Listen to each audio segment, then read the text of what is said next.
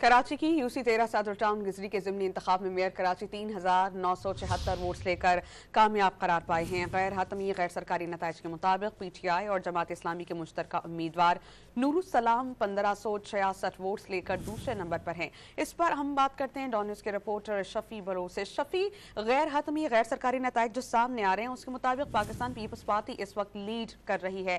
किस तरह की इत्तलात आ रही हैं पीपी कैंप से? 13 में होने वाले इंतखाबात में मेयर कराची मुर्तज़ा ने 3,976 वोट हासिल किए हैं और इस तरह वो कामयाब करार पाए हैं, जबकि दूसरे नंबर पर पाकिस्तान तहरीक इंसाफ और जमात इस्लामी के मुशर्रफ उम्मीदवार नूरुल इस्लाम ने 1566 वोट हासिल किए हैं। और ये अब तक के गैर सरकारी और गैर रस्मी नताइज हैं और जिसके मुताबिक मेयर कराची ने कामयाबी हासिल की है। और इस नतीजे के साथ ही जो है वो इस वक्त मुर्तज़ा जो है वो यहाँ पर यूसी 13 में पाकिस्तान के हमरा मौजूद है। इस कामयाबी का जश्न मनाया जा रहा है, लेकिन अब तक जो है वो सरकारी रिजल्ट अब तक नहीं आ सका है। शफी, बहुत शुक्रिया, आप हमें इससे मुताल्लिक अपडेट कर रहे थे।